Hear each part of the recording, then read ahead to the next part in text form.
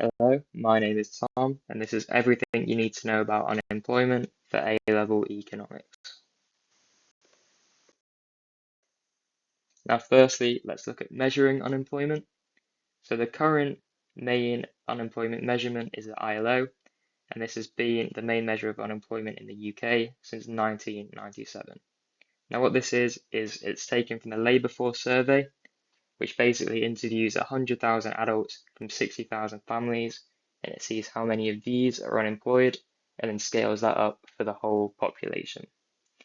Now, to be counted as unemployed on this survey, an individual must be without a paid job, ready to start work in 2 weeks, and must have looked for a job in the past 4 weeks. Now, the main measure of UK unemployment before 1997 was called the claimant count. And this is simply the amount of people who are claiming unemployment benefits. Now, this was widely criticised as the government was able to manipulate this figure, and so it was changed to the ILO. Now, if we compare these unemployment measurements, the ILO unemployment is likely to be above the claimant count figures because the claimant count excludes several key groups. So, firstly, individuals in a household that are looking for work but with a partner that has a paid job, these would not be considered unemployed in the claimant count because they're eligible for benefits, but one would argue that they are unemployed. Also, older workers looking for work who are drawing on a pension would also be in this category, and workers who have only recently been out of work. Now, both of these unemployment measurements have been criticised because it can be argued that they overestimate unemployment because they include individuals who are unemployable. Now, these will be people with a criminal record, people with disabilities, and people who are illiterate or enumerate, and therefore are unable to work and so shouldn't be considered in the overall unemployment count. Now, there are several different types of unemployment that you need to be familiar with. Firstly, residual unemployment, which is when people are unemployed because they are unemployable. So this is what we talked about on the previous slide. There's also structural unemployment, which is one that the examiners love, which is why I highlighted it. And this is unemployment from a change in the structure of the industry. Now, seasonal unemployment happens when people are unemployed because of time of year. So tourism countries might let people go during autumn and spring where people aren't traveling, and this would be considered seasonal unemployment. Then there's regional unemployment, which is when a whole region is dependent on one industry, which declines and then leads to mass unemployment in a single area. This has happened in the UK in somewhere like Sheffield.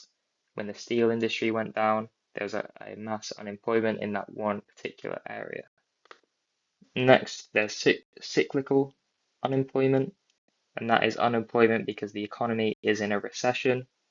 And finally, technological unemployment because of the introduction of new technology taking jobs. Now, let's talk about the costs of unemployment. Now, unemployment is genuinely quite a bad thing, and there are a few problems with having high unemployment. Firstly, the cost to the individual. So, the social stigma of being unemployed often leads to psychological problems, such as increased likelihood of marital breakdown and suicide. And there's obviously a reduced standard of living in there as well. Then there's the cost to the local community. Now, areas with high unemployment will often experience increased crime and vandalism. There's also a cost to the taxpayer because the government must spend more on unemployment benefits and therefore is likely to increase taxes. And finally, there's a cost to the economy because when more people are unemployed, that means that they are spending less money, and when consumption decreases, there is a decrease in GDP. Finally, there are some benefits to unemployment that we need to talk about. Firstly, pressure on wages may go down, which reduces the cost of firms. Lower costs may mean lower prices, which may reduce inflation. So high unemployment is often met with low inflation. Secondly, firms have a greater choice of workers to choose from when hiring workers, and therefore the quality of their workforce may increase. And finally, those that still have a job might work harder to keep it, so their productivity may increase.